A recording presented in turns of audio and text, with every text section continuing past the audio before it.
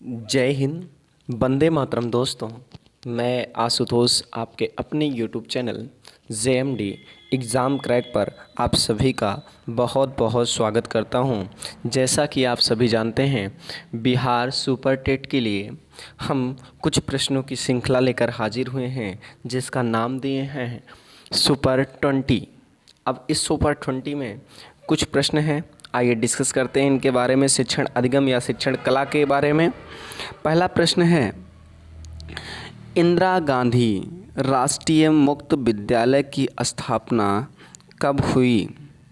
क्या 31 अक्टूबर 1984 को, क्या 20 सितंबर 1985 को, क्या 2 अक्टूबर 1986 को, क्या 19 नवंबर 1987 को? तो आप सभी लोग जानते हैं कब हुई। तो इसकी जो स्थापना हुई वो हुई 20 सितंबर 1985 को हुई। आइए अगले प्रश्नों की बात करते हैं और समझने का प्रयास करते हैं। निम्नलिखित में से विद्यालय संगठन की सहायक प्रणाली कौन सी है? क्या शिक्षण पर्यवेक्षण, शासनिक व्यवस्था, अनौपचारिक सेवा कार्य, सुधार तथा विकास? जो है इसका ऑप्शन आप जानते हैं कौन सा है? शिक्षण पर्यवेक्षण। अगला प्रश्न है, बहुत इंपॉर्टेंट प्रश्न है, पूछा जाता है, कर डाल्टन विधि में कक्षा के स्थान पर किसका प्रयोग किया जाता है? क्या खुले स्थान का, क्या पुस्तकालय का, क्या प्रयोगशाला का, क्या प्रधानाचार्य का? तो आप जानते हो डाल्टन विधि जो होती है वो प्रयोगशाला में इसका प्रयोग किया जाता है। आइए अगले प्रश्नों की बात चलते हैं और समझने का प्रयास करते हैं। क्वेश्चन नंबर 84 के बारे में कह रहा, निश्चित उद्देश्य का सिद्धांत आधारित है समय पर, बालक की आयु पर, शिक्षक के व्यवहार पर, इनमें से कोई नहीं। अच्छा, निश्चित एक बोला, निश्चित उद्देश्य प्राप्त कब होता है? एक टाइम पीरियड में, यानी समय के कारण। तो बालक की आयु पर कोई मतलब निर्भर नहीं करता, शिक्षक के व्यवहार पर निर्भर नहीं करता, वो करता है समय पर किसी उद्देश्य को पूर्ण करने पर आधारित होता है निश्चित उद्देश्य का सिद्धांत। अगला प्रश्न है, प्रौढ़ व्यक्तियों के उद्गम को स्पष्ट करने के लिए कार्ल रोजर्स ने कौन सा सिद्धांत दिया था? क्या अनुभवजन्य अधिगम सिद्धांत, या क्रिया प्रसूप्त अनुबंधन सिद्धांत, या सूक्ष्म का सिद्धांत, या इनमें से कोई नहीं? तो आप सभी लोग जानते हो कार्ल्स और रोजर ने जो सिद्धांत दिया था वो दिया था अनुभवजन्य अधिगम सिद्धांत दिया था। क्रिया प्रसूप्त अनुबंधन का सिद्धांत जो दिया था वो दिया था थॉर्नडाइक की बिल्ली द्वारा। ठीक है, अगले प्रश्नों की बात करते हैं और समझते हैं अगले प्रश्नों के बारे में। कह रहा है, प्रदर्शनी विधि, ध्यान दीजिएगा, प्रदर्शनी विधि किस पर केंद्रित विधि है? क्या अध्यापक पर, या विद्यार्थी पर, या कक्षा के वातावरण पर, या पाठ्यक्रम पर? प्रदर्शनी कौन करेगा? जवाब दीजिए। क्या अध्यापक करेगा? नहीं, बच्चे करेंगे, लेकिन देखेगा कौन उसको? प्रदर्शन तो देखेगा कौन? अध्यापक। प्रदर्शनी बिंदु का जो के प्रदर्शनी विधि का जो केंद्र विधि होता है वो कौन सा होता है? वो अध्यापक होता है। अगर पूछा जाएगा केंद्र बिंदु कौन होता है तो शिक्षक होता है, लेकिन यहाँ केंद्र विधि पूछा है तो कौन सा है? अध्यापक है। अगला पूछ रहा है, गार्डनर ने किस प्रकार की बुद्धिमत्ता पर विचार प्रस्तुत किया? कितने प्रकार की, गार्डनर ने कितने प्रकार की बुद्धिमत्ता पर विचार दिए? क्या 7, क्या 5, क्या 3, क्या 2? तो आप सभी लोग जानते हो गार्डनर ने 7 प्रकार की बुद्धिमत्ता पर विचार दिया था। आइए अगले प्रश्नों की श्रृंखला चलते हैं, अगले बात की बात चलते हैं, ध्यान दीजिएगा। विद्यालय द्वारा छात्रों का मूल्यांकन क्यों आवश्यक है? उद्देश्यों को पूरा कराने के लिए, बिल्कुल सही है। छात्रों के अधिगम स्तर को पता लगाने के लिए बिल्कुल सही है।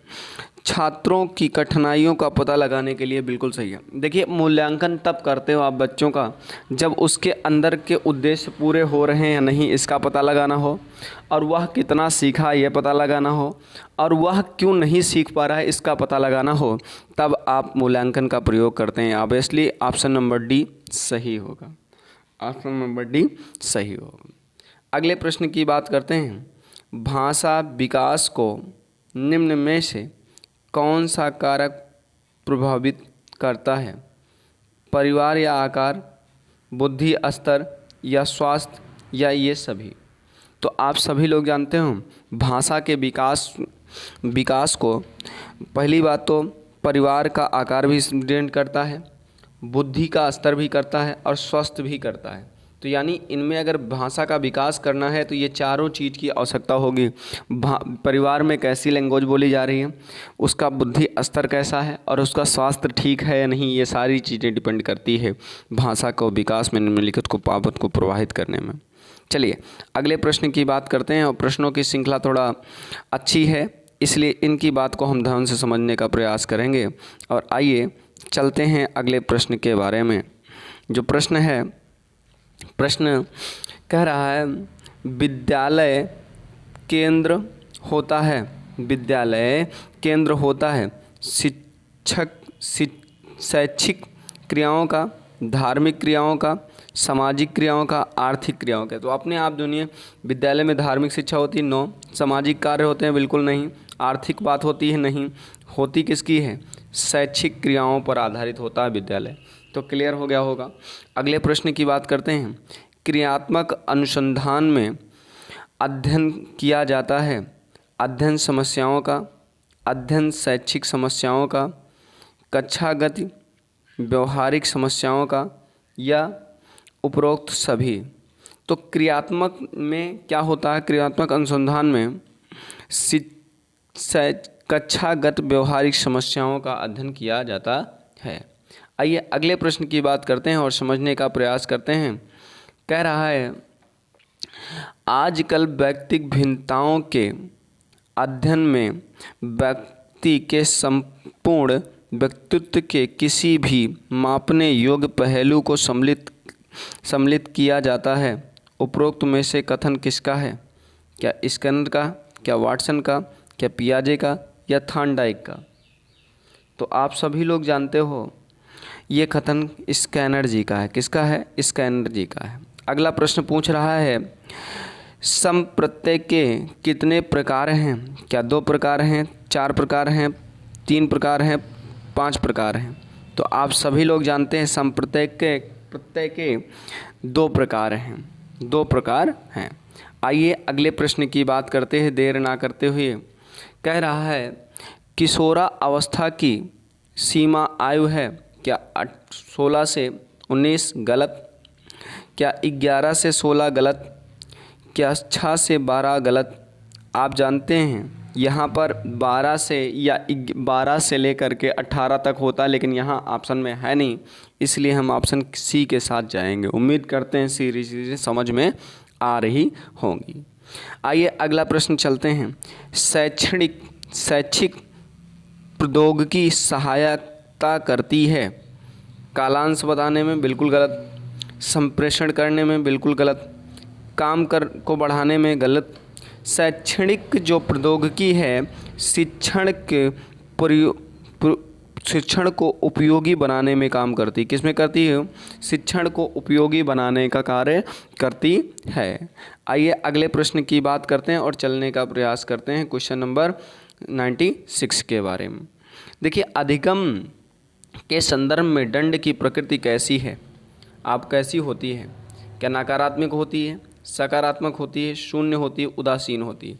आप मुझे एक चीज़ बताइए, अगर अधिगम कोई बच्चा नहीं कर पा रहा है तो उसको अगर दंड देंगे तो सकारात्मक होगी या नकारात्मक? तो नकारात्मक होगी। अगर ज़्यादा दंड देते हैं, कहते हैं नहीं पढ़ेंगे, जाओ क्या कर लोगे, तो ये अधिगम की जो स्थितियाँ हैं वो नकारात्मक होती है। कैसी होती है? नकारात्मक है। अगले प्रश्न की बात करते हैं। पढ़ने योग्य वातावरण निर्माण में विद्यालय तथा घर का संबंध होता है विरोधी।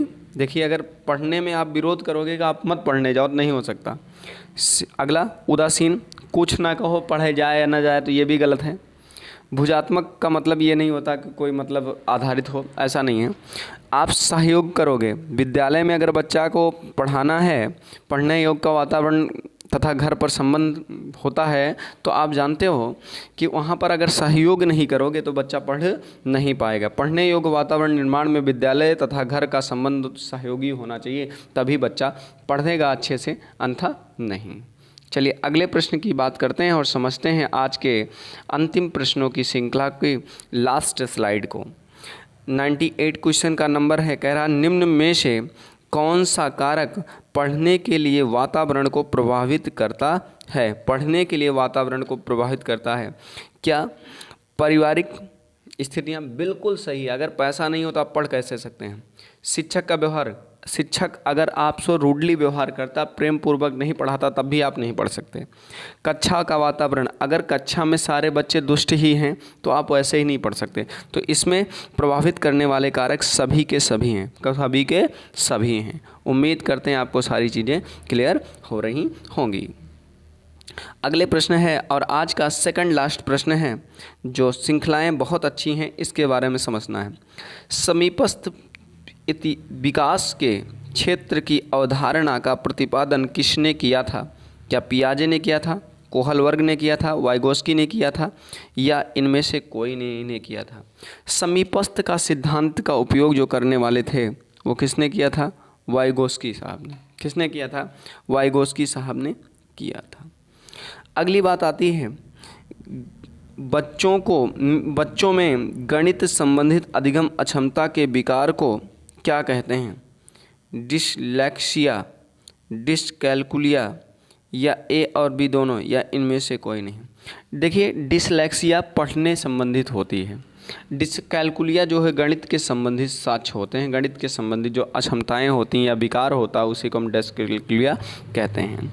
आप हमें बताइए आपको प्रश्नों की श्रृंखला कैसी लगी, और ऐसे ही वीडियो पाने के लिए चैनल को सब्सक्राइब करें और अपने मित्रों तक ये वीडियो अवश्य शेयर कर दें, ताकि हमें भी ऐसे ही वीडियो बनाने के लिए प्रोत्साहन मिलता रहे। मिलते हैं नेक्स्ट वीडियो में, तब तक के लिए जय हिंद, वंदे मातरम। दोस्तों, अपना बहुत बहुत ख्याल रखिएगा।